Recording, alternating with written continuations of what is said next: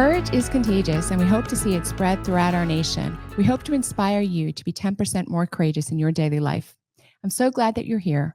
Please like, share, and subscribe so you never miss an episode. I'm very excited to introduce our next guest shortly. She's a powerhouse. Hang on. Gold Care is the replacement for the current healthcare system. How does it work? First, you join our Gold Care Association, which keeps the government out of your business. Then you can schedule with a provider of your choice and meet through our proprietary telehealth platform. We work to get you well and off of prescription medication. All costs are upfront and transparent, as it should be. Do something for yourself and your family, and put a doctor in your pocket. We are ready for you. Joeylynn Mesaros and her husband, along with 4 other Texans, are being sued by Biden's White House officials and Democrat politicians in federal court under, wait for it, the Ku Klux Klan law of 1871 for simply driving next to the Biden bus during its campaign in 2020. There are no criminal charges.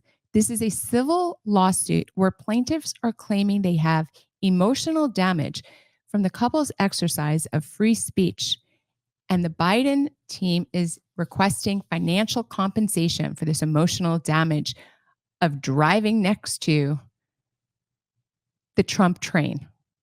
I just cannot believe this. Joeylynn Mesaros and her husband have been fighting this lawsuit for 4 years and are personally suffering political persecution and abuse by the progressive left. We look forward to hearing her story. I always want to remind people that it's up to all of us in our daily life to fight back and push back when we see something happening that's wrong. And Joeylynn Mesaros is a great example of what we all can learn from and all can copy. So I'm so happy to introduce to the show Miss Joeylynn Mesaros, and I am very excited for our audience to learn all about her and everything that she's been through. So Joeylynn, your story is quite the story. And as I've always said on this show, we just want to showcase people who are pushing back in their daily life, and not only to inspire people to do the same, but also to wake them up to the fact that if you just think you're living this quiet life and it's not going to come to you, that's also inaccurate. So that's for both of those reasons. I'm delighted to have you on the show and welcome. Dr. Gold, thank you so much. This is really an exciting and meaningful opportunity to tell our story. Thank you for giving me a voice. That's exactly what happened to me. I was just a regular mom living my daily life, didn't have a clue if I was going to vote for Joe Biden or Donald Trump in 2020. That is how disconnected I was from what was going on in the world. And here I am now believing that God has called us to this crazy lawfare that we're experiencing at the hands of the Biden administration to be a voice for other average Americans and for them to see that they too can dig deep and find that courage in them that God provides to stand up against what's right or what's wrong, stand for what's right, and to get a win for other people as well. So this could not be a better fit. I'm so excited to share our story with you today. So tell us where you live, what's your little couple minute backdrop on who you are before everything kind of changed for you. Yes. So I'm a homeschool mama. I'm in New Braunfels, Texas. We're a single income family. My husband's a plumber. My son is 14. My husband and I got married very young. We were high school sweethearts. So we celebrated our 17th wedding anniversary this year. Until right up before 2020, I was shopping at Target, drinking Starbucks. My son was going to public school. I thought that was the best education for him. And our lives have completely changed, and it's been for the better. I'm a homeschool mother now. I drink my coffee with raw milk. We've got our own chickens. Life has completely changed for the better. And I just love watching that movement that's happening in America now and getting to be a part of it. So this journey's brought me also into being really active in city council meetings, library board meetings. We're just watching that agenda move into our really small, red, conservative town. And not enough people are awake to it or really aware that it's happening. So they're just ushering it in easily and quickly. So I really enjoy learning what the jobs and roles are of these individuals that are appointed to these positions to hold them accountable. Because if we're not there doing that, they're just doing whatever they want. So you're just a mom living your life and 2020 rolls around. right? You're just average American mom, right? I mean, this is a fascinating story because everybody tries to portray people as maybe something other than they are. But there you are, you're doing Yeah. it. And then what happened? So I was surrounded by friends that I would categorize now as progressive, but I didn't know that term at the time.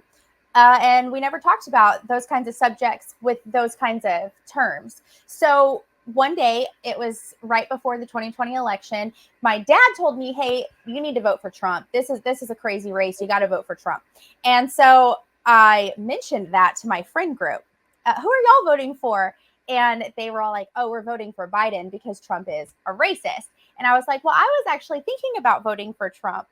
And they told me I needed to sit there in silence and apologize for my white privilege. And I was no longer able to weigh in on the conversation. That shocked me. I had no experience with cancel culture. I did not understand why they would say those things to me. So I came home, told my husband, "This was very weird what happened today." And so we did some of our own research, decided Trump's values aligned with our values, that we would be voting for Trump, and I needed some new friends. So we started looking around town. We noticed these Trump trains. They're these trucks with flags, American flags, Trump flags. They were driving around showing their support for Trump. They were having barbecue, cookouts, parades, and it looked like a lot of fun. We thought maybe that's a good place to meet some new friends. So we jumped in, we met some new people, we started flying our Trump flags and having fun. And about 3 weeks later, our lives forever changed. Wow. So there's so many things I'm actually curious about. And I hope we have time. So I think a lot of us have changed friend groups essentially. And do you think, before we get into the heart of what happened, do you think in looking back, even though you and your friends were not talking about these political kind of or progressive issues and you didn't label them as such, Mm-hmm. the fact that they acted like that to you Mm-hmm. based upon a comment that you said that day, Yes. when you look back, do you think that there was an intolerance in who they are as people? Because when I look at people on the left, I really think they're incredibly intolerant, but I don't want to Mm-hmm. put words in your mouth. But there Mm-hmm. have been so many people who've said, these were my friends. And then I Mm. said one thing and I was essentially canceled, like a version of canceled, Yeah. which wouldn't happen if they're good, deep friends, right? It's so So true. It's what's your really opinion? devastating, Dr. Golden. It wasn't just our friends. After the fallout occurred of us becoming victims of the lawfare and being portrayed in mainstream media in a capacity that was false, egregious, and full of lies. Our family also responded in the same way. Not all of our family, but some of our family said, "You're not allowed over to our home anymore. You're not allowed around our children. We didn't know you were white supremacists, and you are no longer able to come to Thanksgiving, Christmas." People from church were saying, "I can't believe our kids are in Bible study with, your kid." And I couldn't believe that people that knew us would just believe what they were hearing in the news and take it as fact without using critical thinking skills or reasoning skills to say, maybe this is a lie. Maybe this is untrue. We know this person. The Bible says you can judge a tree by its fruit, right? If you know me, look at my fruit. Does it tell you that I'm a white supremacist, or does it tell you that I love like Jesus loves? And so it was just really heartbreaking and frustrating to experience a really big wipeout and reset of intolerant friends. And we still see that today. We try to have conversations with people that have different viewpoints from us because our fight is a fight for free speech. And that should span and bridge the political aisle. It's not really a left versus right issue, it's a right versus wrong issue. And so we should be able to have that conversation with people and say, "Hey, if this is happening, and it could happen to us, it could happen to you. And if a conservative administration was doing this to you, you would not like that. That would be wrong, which is why you should be concerned about what's happening to us." But they don't agree. They champion the lawfare against us because they want to cancel us. So intolerant is a great word. Right. So, I'm a lawyer as well, and I've always fought for the First Amendment for free speech. I've known since I was in grade school that that was the most important right that we had. I've always known that you have to be able to speak words that other people don't like. This used to be a classic liberal philosophy. And Mm-hmm. then for some reason, they've flipped their position. I don't understand it because they used to be very strong on free speech, much stronger actually than conservatives were. It's really Wow. flipped. Maybe in 30 years, It's interesting. We should talk about that sometime. It's completely flipped. It was always conservatives. It was always liberals that defended free speech. The birth of the free speech movement was actually UC Berkeley, which is like sad and ironic because they've chased conservatives off and Christians off campuses like crazy. But it's actually comes from the left. This like Wow. this desire to have like free speech. You could say anything. They had an expression. I may not agree with what you say or may not like what you say, but I'll defend to the death your right to say it. And then they've completely Yes. flipped where I've not changed. And it sounds like you've not changed. So yeah, I have found the people on the left to be very, very intolerant, and it's quite painful. But then, what is it that flipped people around? Like, what is it that got people so mad at you? I'm excited for everyone to hear the story. Well, Dr. Gold, we were driving down the road with Trump flags on our truck while the Biden Harris campaign bus was driving through our town. They were campaigning through Texas during early election of 2020. And we were actually making viral news at the time before this even happened, just due to the size of our Trump train. We had easily 4,000 members, and it would Oh, be wow. pretty common to see helicopters reporting on the news or drone footage, and it would just kind of spread through the media. And so when we heard the Biden Harris campaign bus was driving through our town, we thought it would be a wonderful way to show our support for President Trump. And we hoped to make the news. We wanted him to see his big support system here in our town, which is New Braunfels, Texas. It's a 76% conservative county that we live in. And so I was unprepared for what would happen over the next 4 years. I didn't even know what my rights were. I did not know what the Bill of Rights were. I did not know what the First Amendment was. I did not know I had a right to free speech.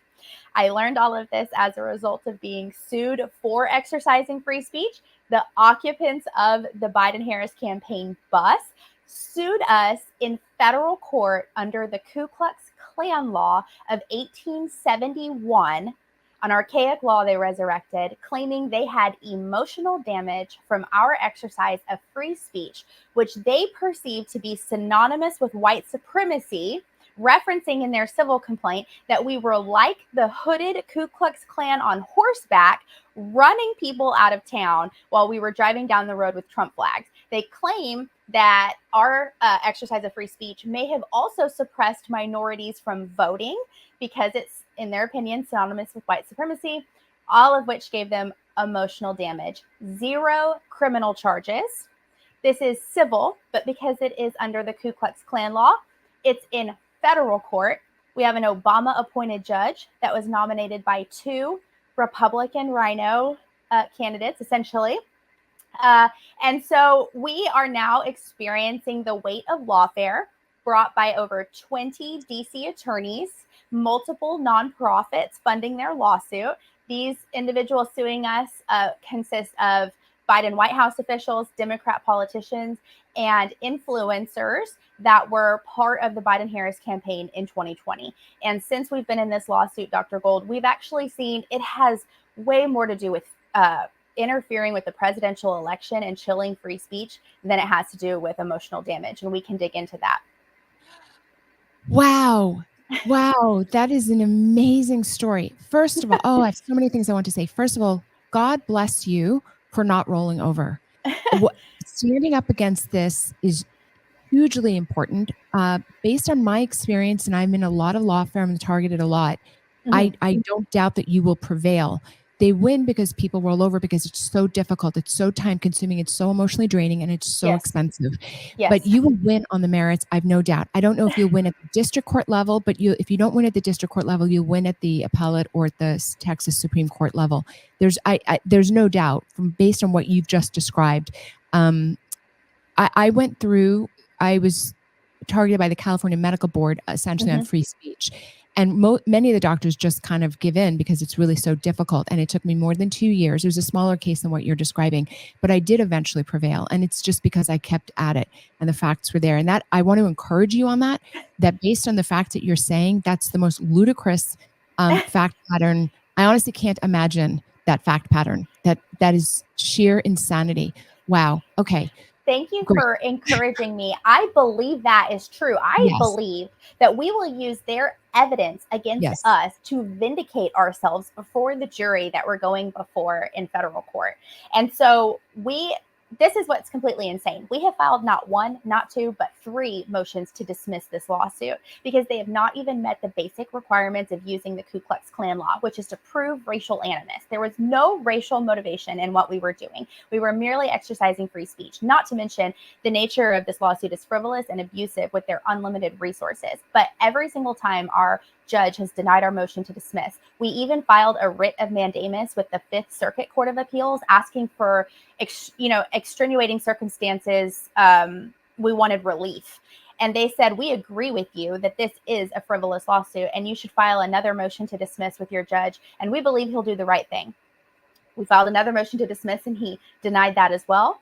So we head to trial by jury, and they said if we don't like the outcome, then we can appeal it to the Fifth Circuit. That's if we can afford it. Like you were saying, the process is the punishment. And so we've watched other defendants in this case roll over, apologize, settle. The news headlines cover it as if we all settled, which is completely untrue. The same individual suing us also sued the city of San Marcos, Texas, because the police department did not respond to their 911 demand for an escort in the 5 minutes they were driving through their town. And they said they allowed us to suppress them, which gave them emotional damage. So the city settles, apologizes, pays out $175,000, essentially of taxpayer money. Wendy Davis, who was running for Congress at the time, one of the plaintiffs suing us, this is her voter base, her constituent base. Now they're having to pay out for her emotional damage because she essentially can't handle existing in the same space as somebody with a different opinion. They're also campaigning to defund the police. Then the police make a public statement that says, we're so sorry. We apologize. And on top of that, we are going to put our entire police force through political violence training to prepare for upcoming elections. And so we see these precedents being set, and we are determined to get a win for free speech rights, especially after what we've come through and we've obtained through discovery. Okay, so that's incredible. Now, so people forget that the free speech law in America has been settled. It's really centuries old. I'm not a First Amendment expert on Supreme Court precedent, but I know enough to share with you and the audience that our right to say anything is almost unlimited in our nation. There are a few exceptions, mostly around what's called imminent harm, which is really defined as a clear and present danger.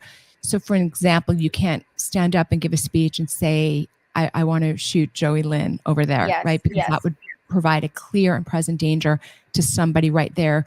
Yes. You can have some restrictions around child pornography. There are certain restrictions. You can't yell fire in a crowded movie theater, common sense restrictions. But short of that, our Supreme Court has ruled repeatedly that free speech is essentially absolute. So based on what you're describing, this is an insane case. I don't want to be flippant when I say God will provide, but you will somehow get through this season. You won't, if you don't fight back on this, right, you will become changed as a person. This is what I always try to tell people, that if you don't fight back and you just take a knee and you live your life on your knees, you've become a changed person. But if you can fight through the season, through all the pain that they throw at you, the money, the time, the energy, you will get through it and you will be better on the other side. And I think you know that instinctively, but I absolutely want to encourage you that that's the case. I've known doctors who've rolled over and they are shells of their former self. That's the truth. They're shells. And those of us who didn't roll over are not, we're happy. I mean, that's the truth. I'm happy. I don't know what it looks like to the outside, but I'm happy with where I am. And I absolutely want to encourage you. And I hope that there are nonprofits out there that are helping on our side. I don't know if there are, but.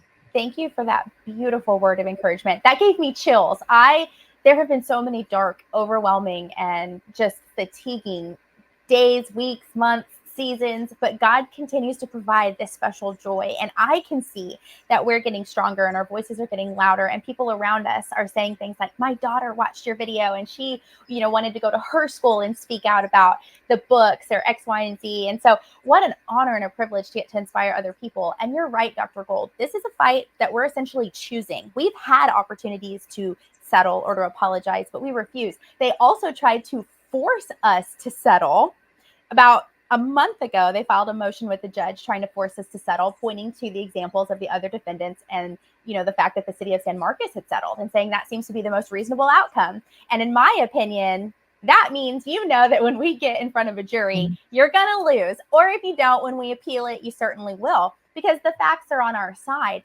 And one of the pieces of evidence that was turned over in discovery is footage from inside the Biden bus. And so media headlines and Joe Biden himself on a press release said, "We ran the bus off the road." Outright lies. They have no problem completely lying about what happened that day, saying we ran the bus off the road. If that happened, certainly there would be criminal charges. Certainly there would be a video of it. Certainly I wouldn't be free to say we're getting sued civilly in federal court. I'd be behind bars.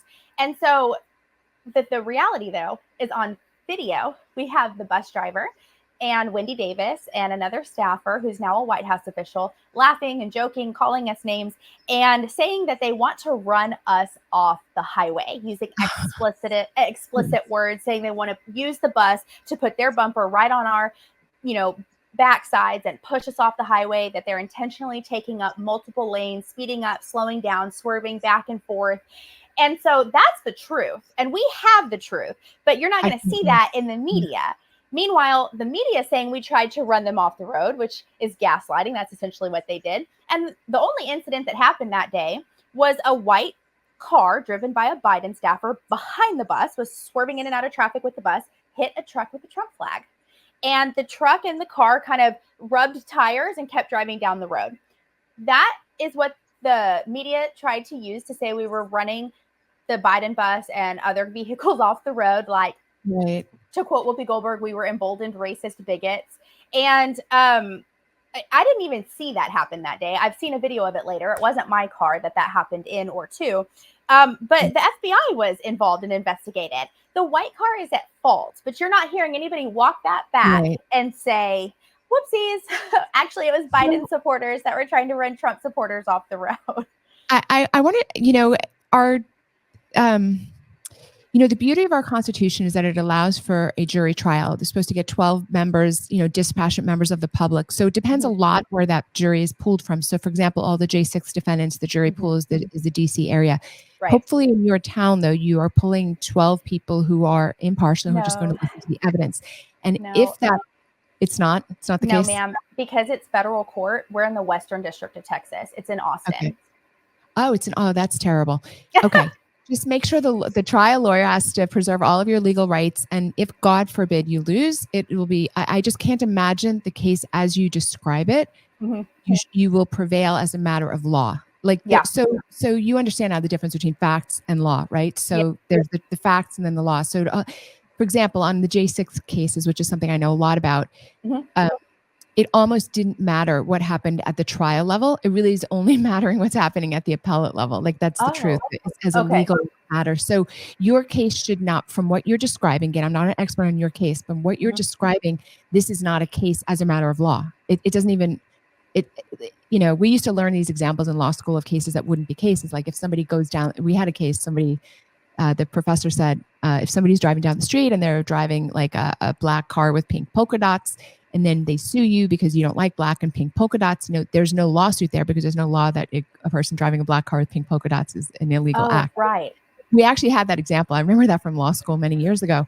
And this sounds a little bit like that. So I think as a matter of law, what you're describing, the person who throws things out as a matter of law is usually the appellate judge. Now, a district judge, the trial judge, could throw it out as a matter of law, but it sounds like your guy is very prejudiced, which is we're seeing a lot of. Absolutely stay the course. Absolutely stay the course. I definitely want to encourage you from what you're describing. You're in a really important case, actually, really important. And God did pick you for this case. And I'm sort of sorry, but I'm sort of glad for you because you get to be bigger than you thought you were. It's kind of neat. You get to be a role model for people. You get to learn a lot.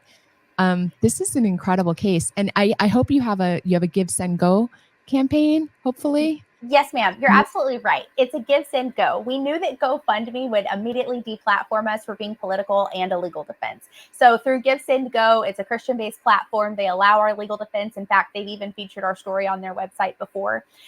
It can be accessed through our website, which is freespeechdefender.com. At freespeechdefender.com, you can read about us. There's a 90-second video where I tell the story. It's easy to share on social media or with friends and family. You can follow our legal updates tab. You can see the media tab where I will post this interview and others that we've done. There's the give tab, which goes to our fundraiser and shows other ways people can support us. Maybe they prefer to send a check or they want to be able to use an app. We have all the ways that they can give on the give tab. And there's also a contact us tab. We are fighting for a win, and it has cost us everything. Just like you were explaining, it's expensive and they're trying to run us out of resources. We cashed out our 401k and we've since been fundraising because we have spent hundreds of thousands of dollars in 4 years going through almost 30 depositions, traveling back and forth to Washington, D.C. This has been an insane drain on our family, but we know how important it is. So if everybody could just help with, $5 here, $10 there, we can stay in this fight to ensure a win for free speech rights. And they can follow and support at freespeechdefender.com. Everybody, freespeechdefender.com.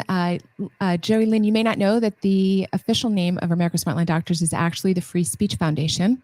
People don't know that because we became famous as America's Frontline Doctors. But we are a DBA, doing business as, and we are really the Free Speech Foundation. And there's nothing in this nation more important than free speech. That's it. First Amendment is first for a reason. The Second Amendment is there to back up the First Amendment. That's how it works, folks. freespeechdefender.com. Joeylynn really has been hired by the American people to defend our free speech, and we need to pay their bills. That's the truth. I personally will be making a donation for sure. I want to thank you, and I really want to encourage you. I'm sure, based on what you described, that you will prevail. I've seen many, many cases that have prevailed at the appellate level, that lost at the trial level, many cases like that. Sidney Powell's book, License to Lie, is filled with examples of prosecutors lying. I personally experienced prosecutors lying. I have no doubt that what you're saying, because it's dovetailed with what I have. But for example, this evil prosecutor named Andrew Weissman, he kept doing bad things, and then he got in front of the Supreme Court and he lost in front of the Supreme Court 9-0. Like, we see those things a lot. So I absolutely want to encourage you on the direction you're in. You're absolutely doing the right thing. I'm going to watch your case with tremendous interest, and we will link to freespeechdefender.com. And if you have any last words, love to hear them. Thank you so much. I am greatly encouraged by what you have to say. I hope that others watching are encouraged to know that maybe if you don't even know what your purpose is or what you're supposed to be doing, because I didn't, just putting one foot in front of the other and having your hands open for whatever God has for you, He will work. He will use you, and He'll equip you along the way. We have not had support from First Amendment rights nonprofits, like you mentioned. We've applied to over 50, and they've all denied our applications, saying that we fall outside their scope, that they prefer to specialize in religious freedoms and not to align politically. Our elected officials don't want to get involved. Our state GOP has refused to get involved. And so it's been because of we the people. God has forced us out to tell our story and fundraise, which has caused us to build community, link arms, and meet people we never expected to meet. He is providing and faithful along the way. And while we watch the plaintiffs abuse the resources against us and hire quote unquote experts to spend 18 months portraying us in their reports as political extremists, domestic terrorists, threat to democracy, and then those same experts testify in the trials against Trump, like the 14th Amendment hearing, saying that he's not fit to be on the ballot, they're literally using us as collateral damage to create a narrative to interfere with the election. They also used us in the impeachment trial against Trump in tandem with January 6th. And so when I really look at the big picture and I see the lawfare they're bringing against Trump, and that they're not afraid to use American people to substantiate those lies and to boldly lie in their prosecution, it's so important we stand on the truth, and that we know it could happen to us too, because it's happening to Trump. It's not that it could happen. It is happening. And so what are we doing to fight back? So thank you for equipping us, supporting us, pouring into us, and giving using your platform so that we can have support through your audience as well. And we promise to fight until we get a win. Joeylynn Mesaros. I want to encourage everybody to learn about her story, our story, on freespeechdefender.com. She's an example of what one person can do when they stand up in the face of something that's going on in their town that's wrong. It really is up to we the people. We also need to financially support. These things are very expensive. Her family is taking on the emotional and the time burden of it, but there's also the financial burden of it. And we absolutely all have to step up. I am very delighted to have you on the show. I'll have you back again in a few months so that you can give people an update. And I just want to say again to my supporters that I personally will be donating on their Give, Send, Go platform. freespeechdefender.com. Thank you for joining us today. Thank you, Dr. Gold. God bless you. God bless you. Thanks for joining me in the Gold Report, where we hope to inspire you to be 10% more courageous. Remember to like, share, and subscribe. We'll see you next time.